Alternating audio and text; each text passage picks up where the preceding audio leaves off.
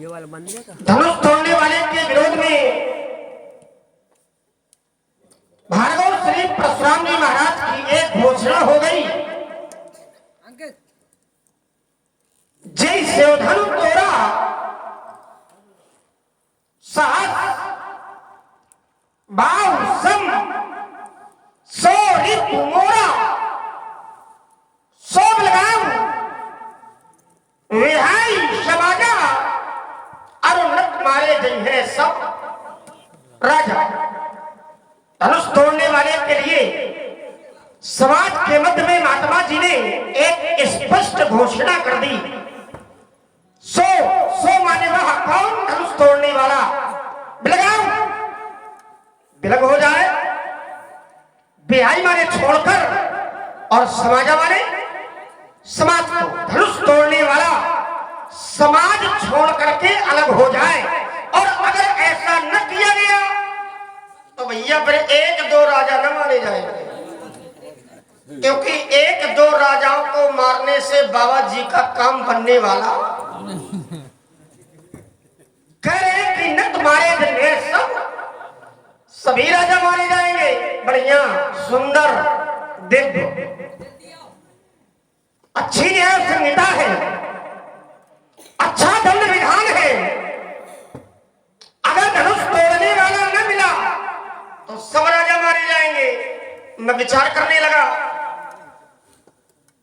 ये कर्म की धरती है और कर्म की धरती में जो व्यक्ति जैसे कर्म करता है उन्हें वैसा ही परिणाम भोगना पड़ता है। सिद्धांत कहता है कर्म प्रधान अवेश्वर क्रियाखा, और जो जस करे सो तस फल चाखा। जो जैसे कर्म करता है उसे वैसा ही परिणाम भोगना पड़ता है। जो व्यक्ति अच्छे कर्म करता है तो परमात्मा के द्वारा परिणाम अच्छा दिया जाता है, और जो व्यक्ति बुरे कर्म करता है उनको परमात्मा के द्वारा बुरा परिणाम दिया जाता है। सिद्धांत कहता है शुभ और अशुभ कर्म अनुहारी ईश देत फल हृदय विचार। और गीता का एक सूत्र है अवश्यमेव भोक्तव्यम कथम कर्म शुभाशुभम। किए गए कर्मों का परिणाम अवश्यमेव भोक्तव्यम, अवश्य ही भोगना पड़ेगा, चाहे अच्छा किया जाए या बुरा किया जाए। अगर नियमावली के अनुसार कार्य किया गया है तो व्यक्ति को भोगना पड़ेगा। राजाओं पर हमारा ध्यान केंद्रित हो गया। भैया क्या सभी राजाओं ने कर्म किया है? तो सभी राजाओं ने कर्म नहीं किया। कुछ राजा धनुष तोड़ने के लिए गए, सब नहीं गए, कुछ गए। कितने? एक संख्या स्पष्ट की गई। कितने? तो बोले भूप साहस 10, साहस माने 1000, 10,000 राजा धनुष को उठाने के लिए तोड़ने के लिए गए, और जो राजा बचे वो नहीं गए। उनके लिए आचार्य कहते हैं जिनके कछु विचार मन में ही तो चाक समीप मही न जमी। भैया जो गए वो तोड़ नहीं पाए, श्री हरभाई हार ही राजा, और जो बचे वो गए नहीं।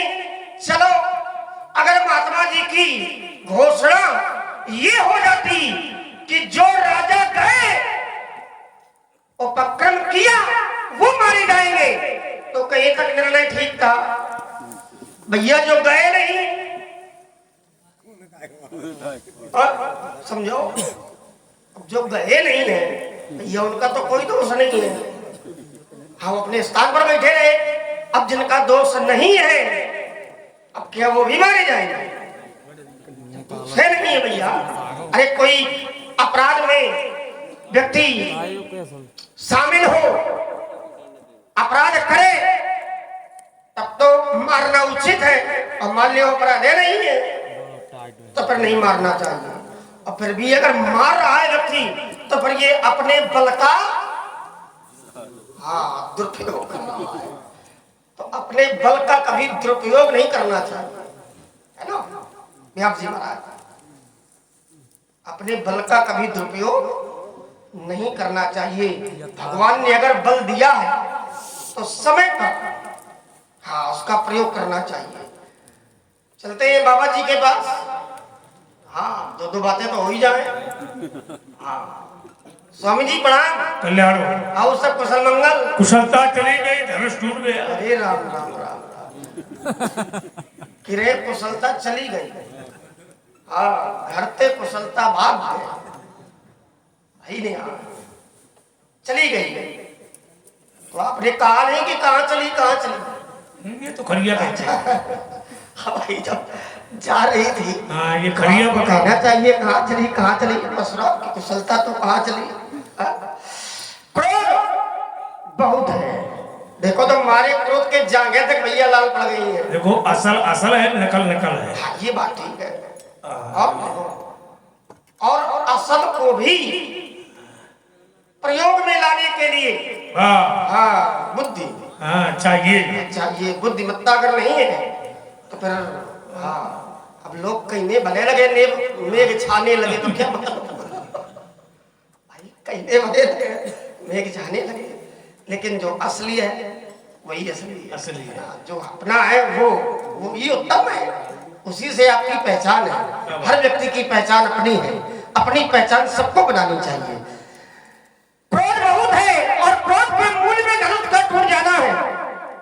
और अगर क्रोध के मूल में धनुष का टूट जाना है तुम्हारा मैंने बाल काल में एक नहीं दो नहीं बल्कि बहु भी तोड़ी रखाई मैंने बहुत तोड़ी।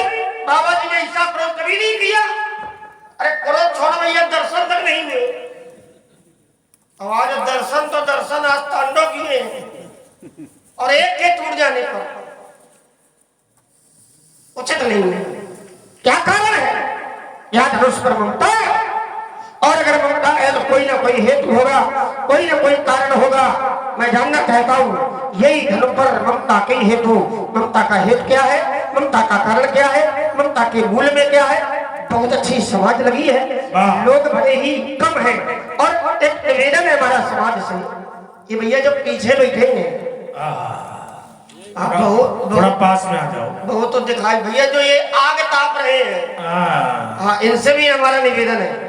इतनी सही सर्दी नहीं है, इतना जाड़ा नहीं है ना। आप लोग समाज बना करके बैठे तो ज्यादा आनंद आएगा। अगर एकत्रित होकर के बैठ जाए तो लगेगा कहीं ना कहीं जगह रामलीला समाज बनी है। तो का माने सुंदर है ना। और ये ग्राम ही ऐसा है कदौरा है। तो नाम में ही प्रवीणता छिपी है, सुंदरता छिपी है। का शब्द ही सुंदरता का प्रतीक है। इसलिए ये नगर की प्रतिष्ठा और नगर का सम्मान आप लोगों के द्वारा सदैव हाँ बताया जाएगा, विश्वास है। इसलिए समाज बना करके बैठ जाए और अपनी वाणी पर मैं अल्प विराम दूंगा। बैठी हुई विद्वान समाज ने लक्ष्मण की वार्ता को बड़े ध्यान पूर्वक सुना। एक चिंतन लक्ष्मण का निकल के आया। मिथिला में दो प्रकार के राजा हैं, एक है साधु राजा, एक है दुष्ट राजा। दुष्ट राजाओं ने धनुष तोड़ने का प्रयास किया है। भूप साहस दस एक कई बारा लगे उठावन पटरे नटारा। लेकिन साधु राजा तो उठे ही नहीं क्योंकि जिनके कछु विचार मन माही चाप समीप महीप न जाए। ये साधु राजा धनुष के पास नहीं गए। लेकिन विचार करो लक्ष्मण, धनुष तोड़ने वाले का साथ तो साधु ही दे रहे हैं। क्यों? दुष्ट राजा तो नहीं दे रहे हैं। दुष्ट राजा तो धनुष तोड़ने वाले से दुखी भी है। क्यों दुखी है? इसलिए दुखी है कि वो धनुष तोड़ नहीं पाए और धनुष तोड़ने वाले ने धनुष को तोड़ दिया है। लेकिन वो प्रसन्न भी है। प्रसन्न इसलिए है कि परशुराम धनुष तोड़ने वाले का विरोध कर रहा है। अति जन उतर देत नहीं तो कुटली भूप हर से मनमाही। ये सभी राजा जो है प्रसन्न हो रहे ठीक हो रहा है, परशुराम जी आ गए हैं, अब धनुष तोड़ने वाला बचेगा नहीं। हाँ, जिसने सीता से विवाह किया है, विचार करना है, इसलिए सब प्रसन्न भी है। और ये नियम है कि अगर देवता कोई काम करते हैं तो जो है, अगर देवताओं की हानि होती है तो राक्षस प्रसन्न हो जाते हैं। जैसे शंकर जी ने काम को भस्म किया, तो काम को भस्म करने के बाद राक्षस बड़ा प्रसन्न हुए। क्या करना, सुर डरते भाई असुर सुखारी है, देवता लोग डर गए, लेकिन राक्षस बड़े प्रसन्न हो गए कि चलो कम तो हमारा एक दुश्मन समाप्त हो गया, बाकी जो बचे हैं वो समाप्त हो जाए धीरे धीरे। तो ये निश्चय है जो मनाते हैं, दुश्मन का दुश्मन मरता है तो दुश्मन ही प्रसन्न होता है। विचार करना, ये संसारिक भी नियम है और ये देवलोक का भी नियम है, क्योंकि देवताओं के मरने पर दैत्य प्रसन्न नहीं होता है, और दैत्य के मरने में जो है, विचार करना, देवताओं के मरने में दैत्य को प्रसन्न नहीं होना चाहिए। क्यों नहीं होना चाहिए? क्योंकि ये एक पिता की संतान है, माताएं दो हैं, दिति और अदिति कश्यप की संतान है। लेकिन समस्या ये है कि इनके अंदर जन्मजात शत्रुता है, जन्मजात शत्रुता है, इसलिए देवता और दैत्य ये एक दूसरे को अपना दुश्मन मानते हैं। अब रही बात, सब राजा क्यों मारे जाएंगे, साधु क्यों मारे जाएंगे? देखो छोटी बात मैं कह दूं, अगर साधु भी अधर्म करता है या साधु धर्म की आड़ में अधर्म का साथ देता है तो वो साधु भी दंड का भागी माना जाता है। अपराधी कभी एक नहीं होता है, अपराधी की संगत करना ही अपराध है, अपराधी को छुपाना भी अपराध है, अपराधी का साथ देना भी अपराध है। तुम अपराध करो चाहे न करो, लेकिन यदि तुम अपराधी का साथ देते हो तो भी तुम अपराधी माने जाओगे। ये न्याय दंड संहिता का नियम है, भारतीय न्याय दंड संहिता का नियम है। अपराधी तो अपराधी होता है, पर अपराधी को छुपाने वाला भी अपराधी होता है, अपराधी तो अपराधी होता है, पर अपराधी का साथ देने वाला अपराधी होता है। अपराध करो चाहे न करो, यदि करने का प्रयास किया तो भी अपराधी माना जाएगा। क्या करो, और ऐसा होता है, नहीं करके देख लियो, स्वयं भोग ले हुए। अगर हमारे ऊपर विश्वास न हो तो करके देखो, और ये नियम है तो है। तुमने कहा पंडित जी ये कर्म की धरती है, और कर्म की धरती का नियम है कि जो जस करे तो तस फल चाखा, कर्म प्रधान विश्व कर राखा, जो जस करे तो तस फल चाखा।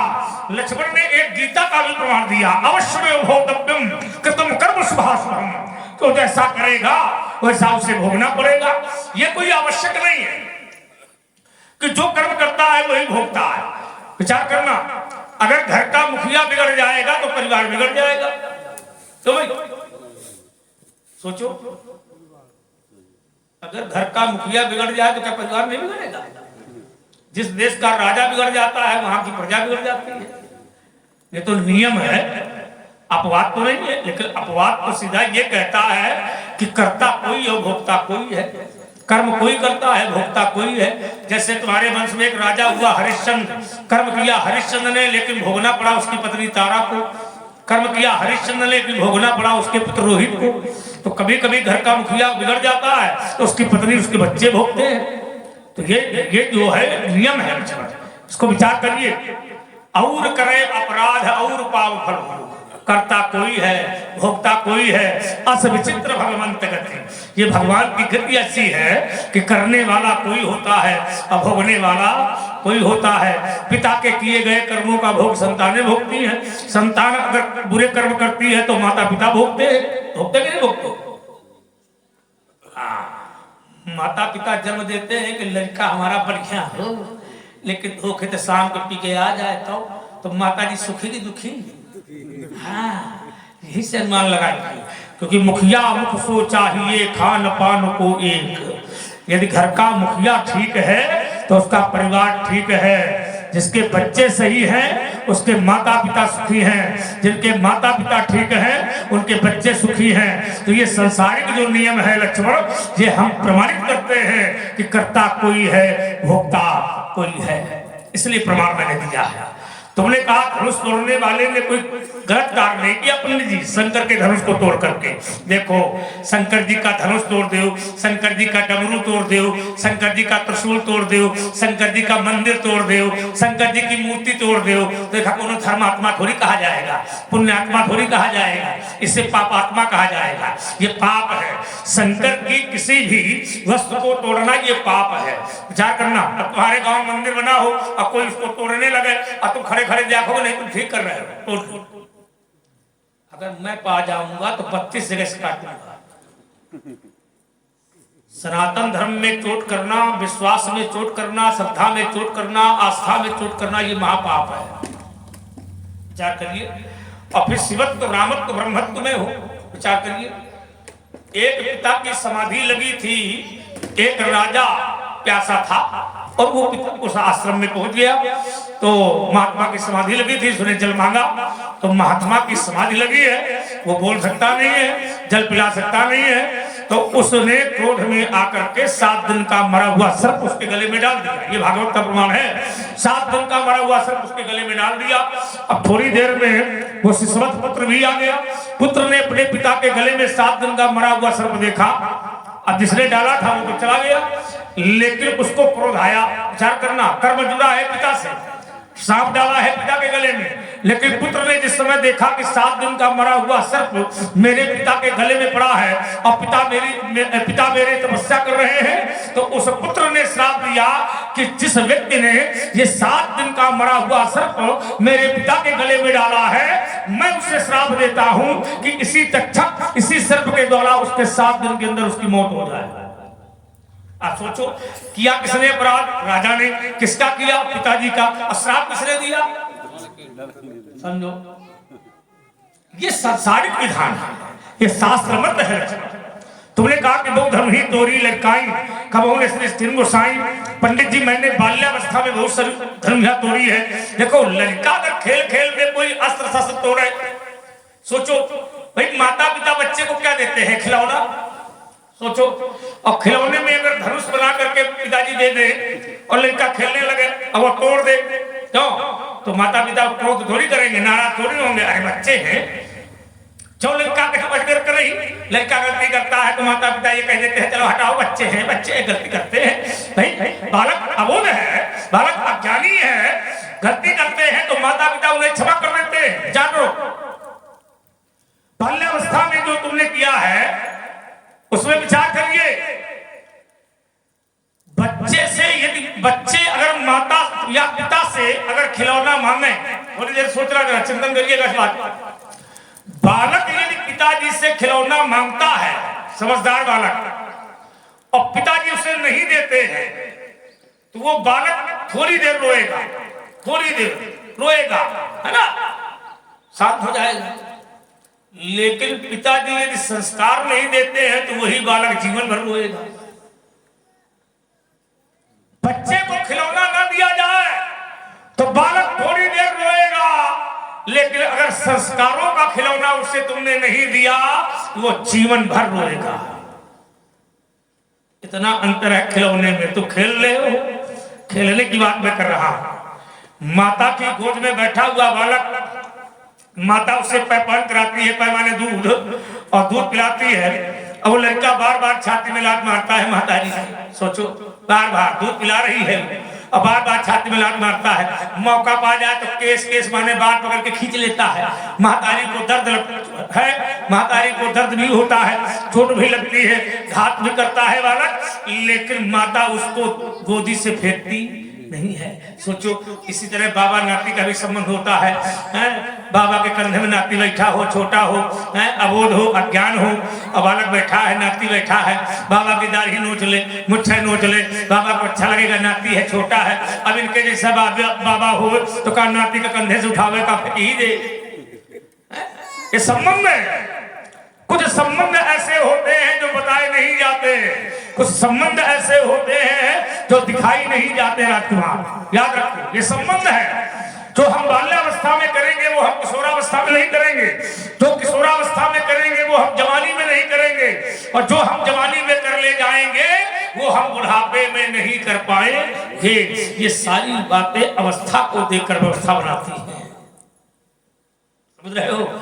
आज तुम 100 कदम चल लोगे, लेकिन वही जब बुढ़ापा आ जाएगा तो 1 कदम नहीं चल पाओगे, तो ये कहोगे कि हम पहले जवान थे अब हम बूढ़े हैं। समय है, इसलिए विचार करिए लक्ष्मण।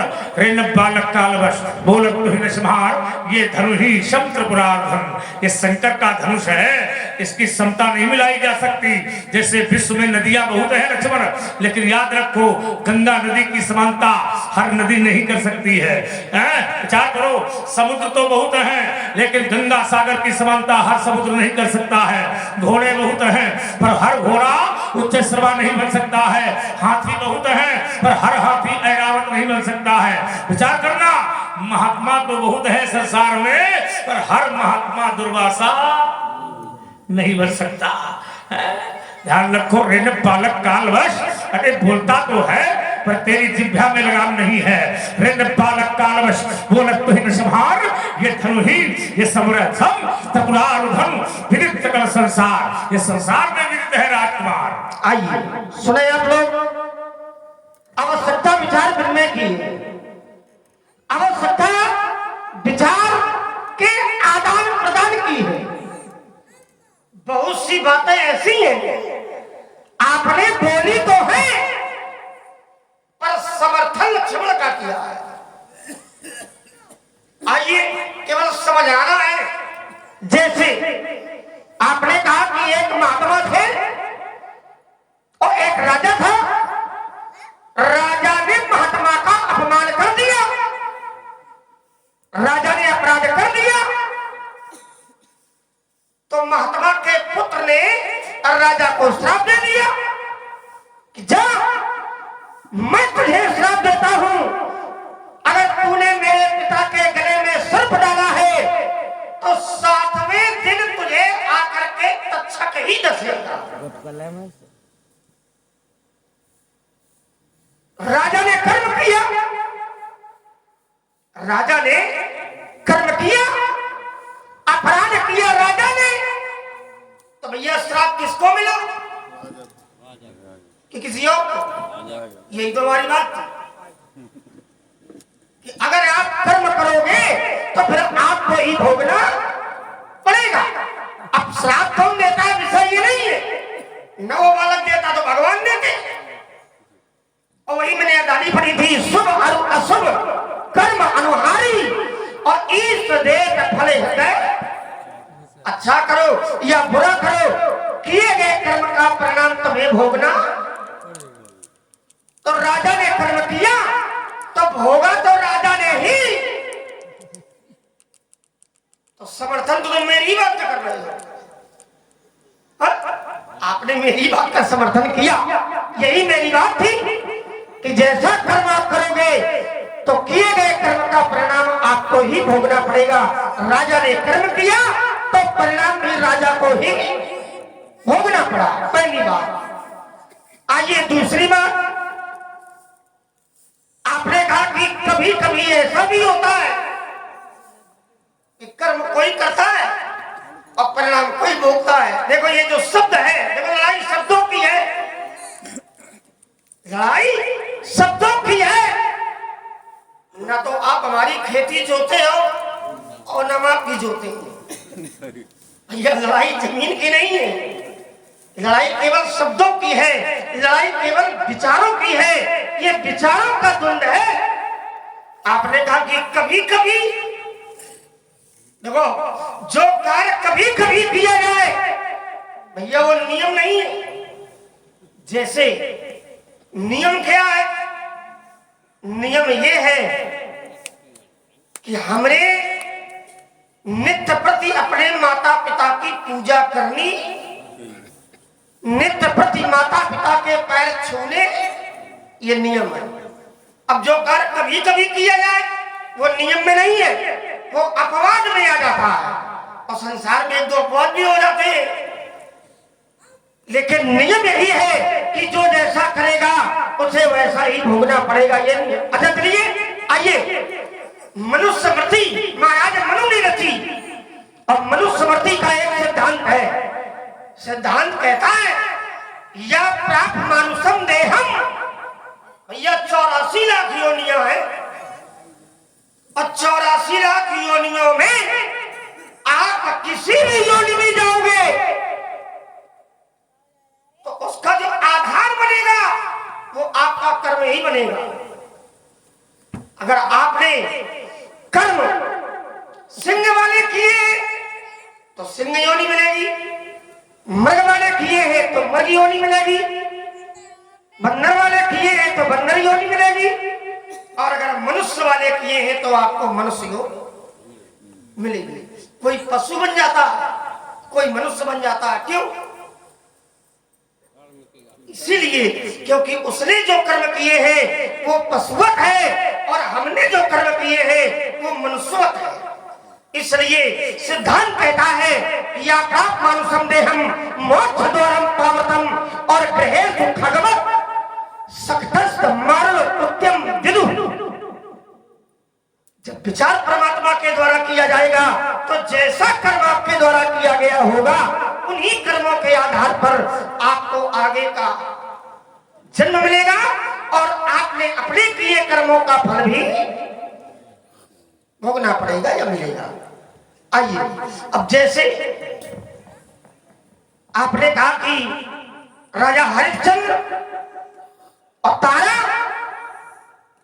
कर्म किया राजा हरिश्चंद्र ने लेकिन भोगना पड़ा तारा को। क्यों? ऐसा क्यों हुआ? तो इसके लिए आपको पीछे जाना पड़ेगा, पीछे के कर्मों में जाना पड़ेगा, क्योंकि पिछला जो कर्म है रानी तारा का वो राजा हरिश्चंद्र के साथ में जुड़ा है। एक ऋषि की कन्या थी और उस समय विकारों में भरी थी रानी तारा। एक महात्मा के साथ में रानी तारा ने बुरे कर्म किए, छल किया, बहुत धनवान थी, जो अहंकार था वो धन का था। तो रानी तारा को महात्मा ने स्थापित किया था कि एक वो समय आएगा जब तुम्हारे पास में बहुत धन होगा पर वो धन तुम्हारे काम का नहीं होगा और तुम्हें एक भिखारिन बन करके अपने पति के सामने ही तुम्हें हाथ फैलाने पड़ेंगे। वही कर्म राजा हरिश्चंद्र से जुड़ा और उन्हीं का परिणाम रानी तारा और रोहित पुत्र रोहित को भोगना पड़ा। तुम्हारा जो भी मिलेगा वो सब कर्मों के माध्यम से ही मिलेगा, क्योंकि ये ब्रह्मा जी की सृष्टि है और यहाँ हानि लाभ जीवन मरण जो भी है सब विधाता की नियमावली में है। एक बात। आइए दूसरी बात, महात्मा जी ने कहा कि भैया कर्म किया जाए या न किया जाए। अगर आपने अपराधी का साथ दिया है तो फिर अपराधी आप भी हो, बिल्कुल सही है। अगर भैया अपराधी का साथ दिया जाएगा तो अपराधी हम भी होंगे, आपकी बात बिल्कुल सही है। पर थोड़ा विचार करने की आवश्यकता है। विचार करने की आवश्यकता ये है, यहां पर बहुत लोग हैं, कौन नहीं है? महात्मा है, ऋषि है, मुनि है, देवता है, गंधर्व है, किन्नर है, नाग है, मनुष्य भी है, सब है। मैं दुष्टों की बात नहीं करता, पर मिथिला में जितने अच्छे लोग हैं भैया कोई ऐसा व्यक्ति नहीं है जिसने धनुष तोड़ने वाले का साथ ना दिया।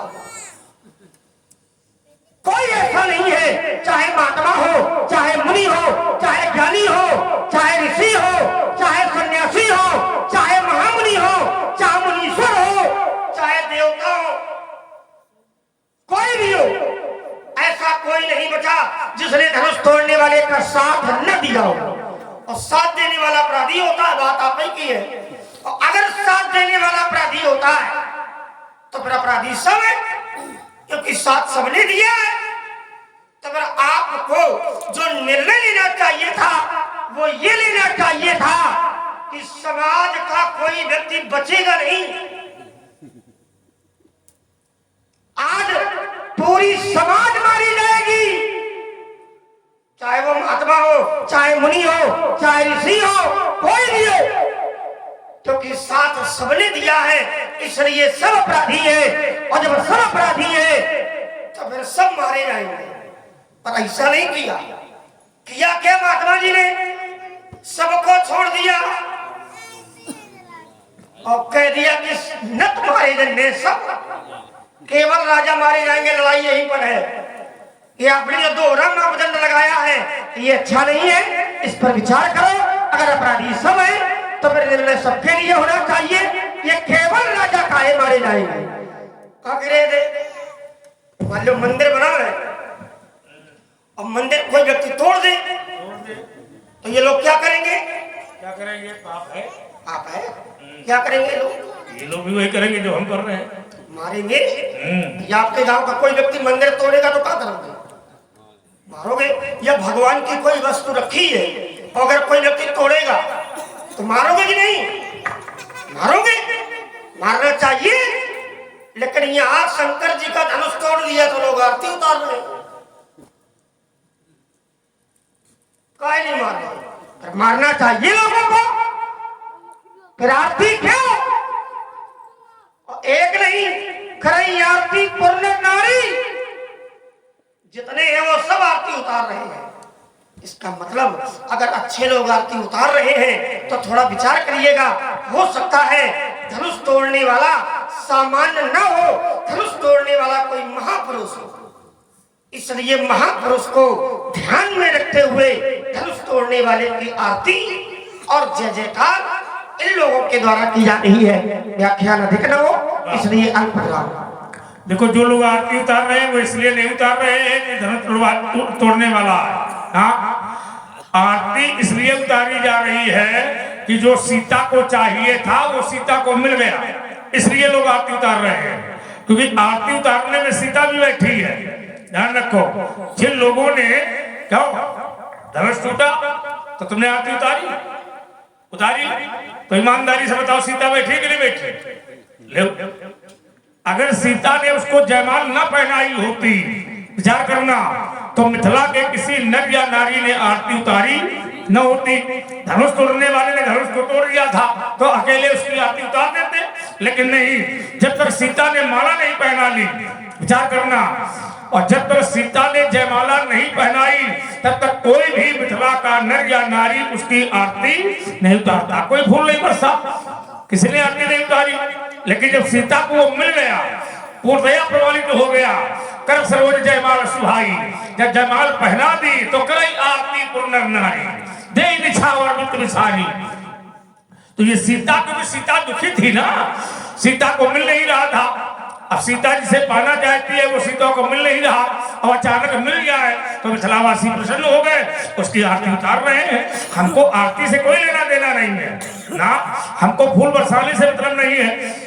जय जयकार करने, अगर तुम्हें लगता है कि पंडित जी ने आरती नहीं उतारी, पंडित जी ने फूल नहीं बरसाए, पंडित जी ने माला नहीं डाली है, तो ऐसा करो, धनुष तोड़ने वाले को बुला लो, हम उसके ऊपर फूल बरसाएंगे, उसकी जय जयकार करेंगे, उसकी आरती भी उतारेंगे, लक्ष्मण की सौगंध, हम उसकी आरती भी उतारेंगे। एक बार धनुष तोड़ने वाले को हमारे सामने ले आओ। अब हम आरती फरसा से उतारते हैं कि थाली से? ही हमारा लिंग विषय है, अपना अपना उतारने का ढंग है। क्यों भाई?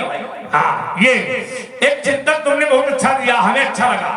अच्छे लोग बैठे हैं। तुमने कहा कि जिस राजा ने महात्मा के गले में सांप डाला था उस राजा ने कर्म किया था, और पुत्र ने यदि श्राप दिया है तो दिया किसको? राजा को। विचार करना, तो कर्म राजा ने किया था, सांप राजा ने डाला था, तो श्राप का परिणाम राजा को ही भोगना पड़ा। अजरा चंद्र, जिस समय श्राप दे दिया गया और राजा को ये जानकारी हुई कि मुझे श्राप दे दिया गया है, मेरी मृत्यु तक्षक के द्वारा हो जाएगी, विचार करना, तो वो राजा प्रजा का हितैषी था, विचार करना, और उस राजा ने वैराग्य ले लिया। तो जब कोई राजा अचानक प्रजा का हितैषी हो और अचानक राज्य से वैराग्य ले ले तो ईमानदारी से बताओ, प्रजा सुखी होगी कि दुखी होगी? दुखी होगी। और जब प्रजा दुखी होगी तो वो राजा कहाँ का नरकगामी होगा? जासु राज प्रिय प्रजा दुखारी, तो सो नृप अवश्य नरक अधिकारी। वो राजा नरक का गामी है। विचार करना, राजा के किए गए कर्मों का परिणाम ये निकल के आया कि उस राजा की प्रजा दुखी हो गई और सारा राज विध्वंस हो गया। क्या करना? तो जिस राजा के किए गए कर्मों से प्रजा बिखर जाए, पूरा राज विध्वंस हो जाए, सब कुछ बर्बाद हो जाए, ऐसे राजा को क्या कहा जाए? तो कर्म यही है। अब जैसे राजा भान प्रताप को ले लिया, राजा प्रताप भान धार्मिक था। क्या करना? राजा प्रताप भान यज्ञ कराता था, राजा भान प्रताप कथा कराता था, राजा प्रताप भान साधु संतों ब्राह्मणों का सेवक था। लेकिन एक लोभ के कारण पूरे राज्य का विनाश हो गया। एक लोभ के कारण। क्या लोभ था? कि मैं विश्व में, त्रिलोक में माने सार्वभौम राजा हो जाऊं, मेरे अलावा कोई सार्वभौम राजा ना हो त्रिलोक में, विश्व में। समझो जरा, ये लोभ है कि नहीं है? और लोभ के कारण उसने कपटी मुनि के साथ मिलकर के उसने अपने गुरु का हरण करवा दिया। ब्राह्मणों के साथ में उसने छल किया। अब देखिए जरा, अब करवा कौन रहा था? ये राजा भान प्रताप का दुश्मन। अब वो अपने दुश्मन को पहचान नहीं पाया। कपटी मुनि जो था वो राजा भान प्रताप का दुश्मन था। राजा भान प्रताप ने उससे मारा था, उसका राज छीन लिया था, बिना मारे उसको छोड़ दिया था। वही बदला लेने के लिए कपटी मुनि का रूप बना करके आया और राजा भान प्रताप को पहचान गया। और राजा भान प्रताप उसे नहीं पहचान पाया कि ये जो महात्मा है ये मेरा दुश्मन है। देखो, मार खाने वाला और मारने वाला, जो मारता है वो मारने वाले को भूल जाता है, लेकिन जो मार खाता है वो जब तक जिंदा रहता है तब तक नहीं भूलता है। इतना अंतर था। कपटी मुनि जान गया। और राजा भान प्रताप धर्मात्मा था, लेकिन कर्म किया था किसने? राजा भान प्रताप ने। ब्राह्मणों को बुलाया कपटी मुनि के कहने पर राजा भान प्रताप ने, भोजन परसा राजा भान प्रताप ने। लेकिन अब कर्म की धरती पर राजा भान प्रताप खड़ा है। भोजन ब्राह्मणों को राजा भान प्रताप परोस रहा है। परसल लाग जब मैं पाला, भाई आकाशवाणी ते काला। ब्राह्मणों को जब भोजन करा रहा है तो आकाशवाणी भाई, और भाई तो उसमें निकला क्या? विप्र प्रंदि उठ उठ रह जाऊं, है बड़ी हानि अन्न जल खाऊं। जो राजा तुम्हें भोजन करा रहा है, हे ब्राह्मणों, ये मांस का भोजन है, ये अन्न का नहीं है। समझो जरा। तो ब्राह्मणों ने श्राप दिया, हो निशाचर जाहि नृप मूढ़ सहित परिवार। समझो, माने कर्म कर रहा था सिर्फ राजा, परसल लाग जब महिपाला वाले राजा तो कर्म भान प्रताप कर रहा था। लेकिन जब ब्राह्मणों ने श्राप दिया तो पूरे परिवार को निशाचर बना दिया। तो अब परिवार का क्या दोष था? समझो, परिवार तो वहां था नहीं, परिवार वहां था नहीं, परिवार भंडारे में नहीं था, परिवार में कोई संकल्प नहीं किया था किसी ने, लेकिन कर रहा था भान प्रताप। तो कहने का मतलब ये है कि कर्ता राजा जरूर है, लेकिन उस राजा के परिणाम का भोग प्रजा को भोगना पड़ता है। ये मेरे तथ्य कहने का चिंतन करिए। तो इसीलिए मैंने पढ़ा था कि मुखिया मुख सो चाहिए खान पान को एक। जैसे थोड़ा इसको अध्यात्म में हट करके संसारिक लेते हैं। जैसे एक किसान होता है और किसान घर का मुखिया होता है।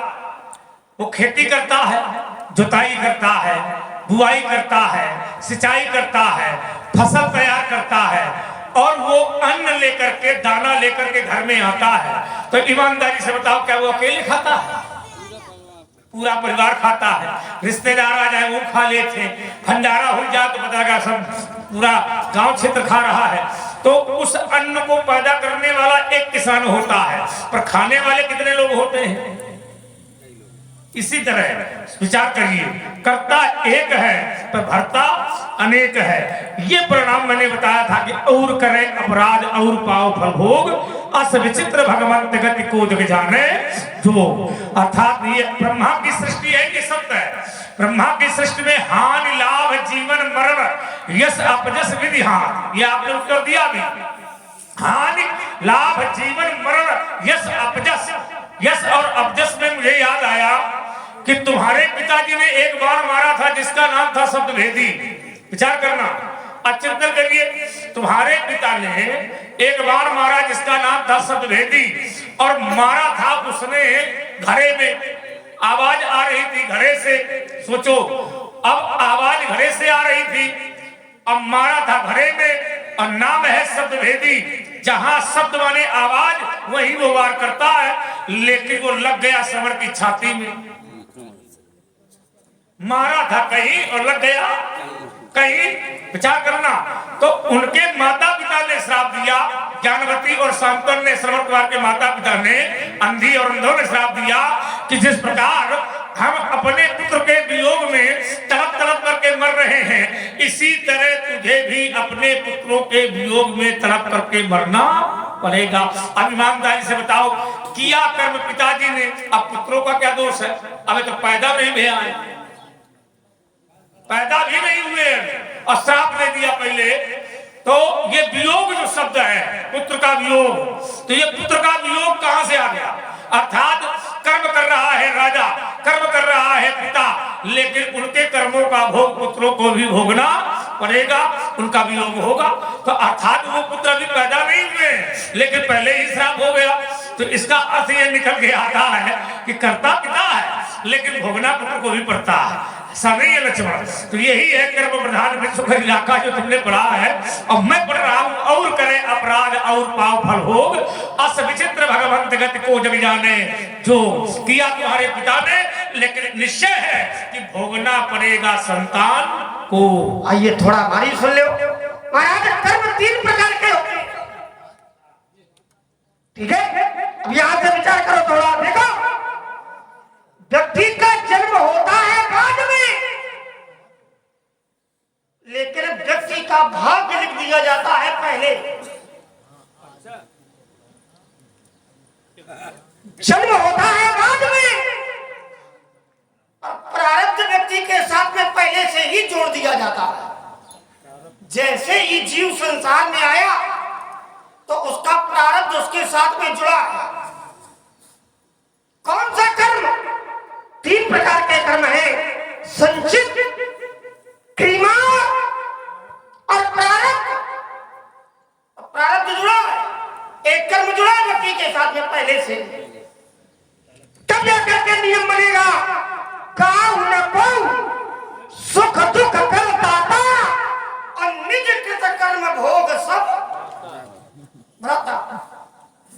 क्या करेंगे? कर्म की चर्चा चल रही है। अपना देश, अपना जो देश है, ये भैया कृषि प्रधान देश है कि नहीं? एक उदाहरण आपने दिया, एक मैं जोड़ दे रहा हूं। अच्छा भैया, एक बात बताओ, मान लो किसान खेत में न जाए, हल न चलावे, बीज न बोवे, निरीक्षण न करे, तो किसान को खेत से क्या मिलेगा? मिलेगा क्या? परिवार का खाएगा?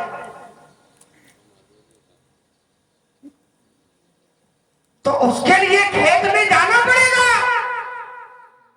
हल चलाना पड़ेगा, बीज बोना पड़ेगा, तब जाकर के अपने किए गए कर्मों का परिश्रम आपको फसल के रूप में मिलेगा। इसलिए वहां कर्म की प्रधानता, इसलिए मैंने कहा था प्रधानता जो है वो कर्म की है। अब आइए थोड़ा और समझिएगा। एक राजा की कथा महात्मा जी ने सुनाई। अब वो राजा कोई और नहीं है, आपने राजा परीक्षित की कथा सुनाई है।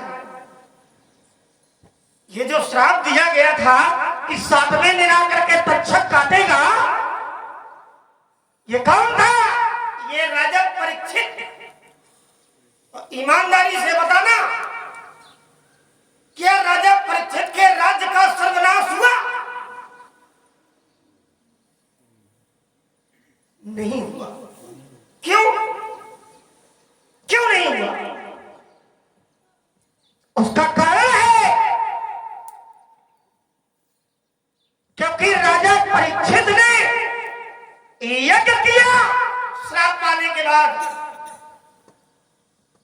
यज्ञ किया और 7 दिन क्या सुना था? श्रीमद् भागवत महापुराण सुनी। और श्रीमद् भागवत महापुराण का ये प्रभाव है कि अगर आपके द्वारा ऐसा कोई कर्म हो जाए जिसका प्रायश्चित आपके द्वारा किया जाए, तो किए गए पाप का प्रायश्चित ही उसका परिणाम है। और राजा ने कथा सुनी, यज्ञ किया और महापुरुषों की ऐसी कृपा हुई, ब्राह्मणों की ऐसी कृपा हुई कि राजा को ब्राह्मणों ने और महापुरुषों ने बचा लिया, कथा ने बचा लिया। लेकिन राजा ने जो कर्म किया था, जो पाप किया था महात्मा के साथ, उसका परिणाम राजा परीक्षित को आगे भोगना पड़ा है। अब आगे की कथा जब आगे जाओगे तो फिर आगे राजा ने भोगा है, वहां नहीं भोगा है, वहां विनाश नहीं है, वहां सर्वनाश नहीं है, क्योंकि वहां के जो कर्म है वो अच्छे हैं और अच्छे कर्मों का परिणाम लग गया, इसलिए वहां पर राजा बच गया। राजा को नहीं भोगना पड़ा, लेकिन आगे भोगना पड़ा, क्योंकि वो प्रारब्ध बन करके आपके साथ में लग जाएगा। और आगे देखो, एक महात्मा तो ऐसे भी दे भैया, एक पाप किया कब? 103 जन्म के पहले, 103 जन्म के पहले पाप किया। अब परिणाम कब मिला? परिणाम मिला 103 जन्म के बाद, जिस समय शरीर छोड़ करके गए तो राजा धर्मराज ने उन्हें सूली पर जला दिया।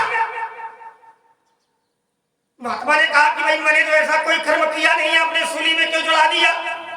तो धर्मराज ने कहा महाराज बिना कर्म के फल ही नहीं मिलेगा, यहाँ ये नियमावली है।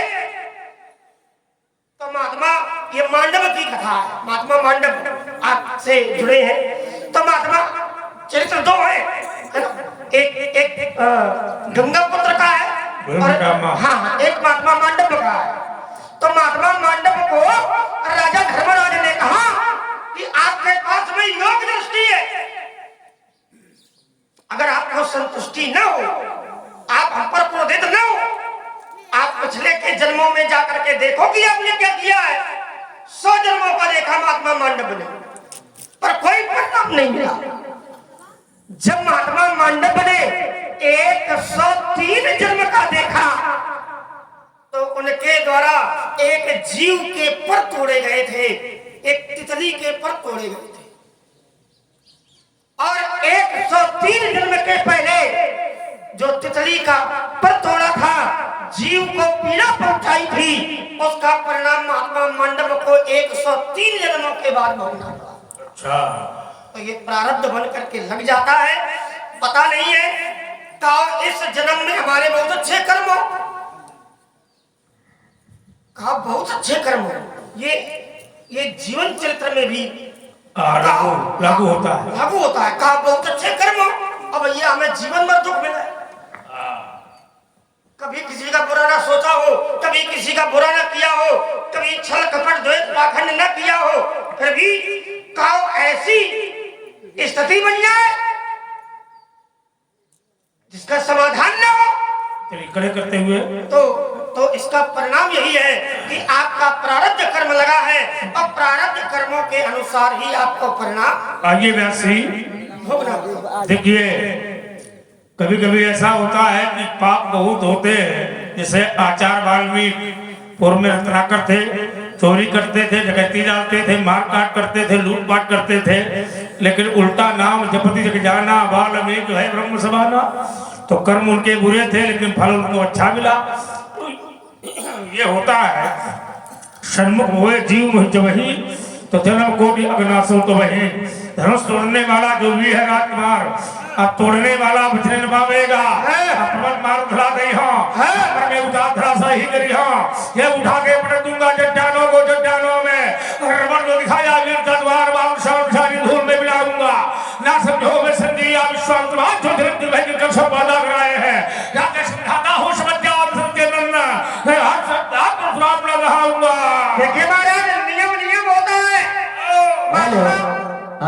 चाहते हैं, आप हैं आदरणीय श्री रामदास यादव, उनके द्वारा 50-50 कुछ मुद्राएं दोनों पात्रों को आदरणीय भार्गव जी को व लखन जी को कर्णन प्रदत्त कर रहे हैं। बहुत बहुत धन्यवाद, बहुत बहुत साधुवाद। ताल ठोकने के लिए कह रहे हैं। हाँ, ताल ठोकेगी जरूर, बिल्कुल ठोकनी चाहिए।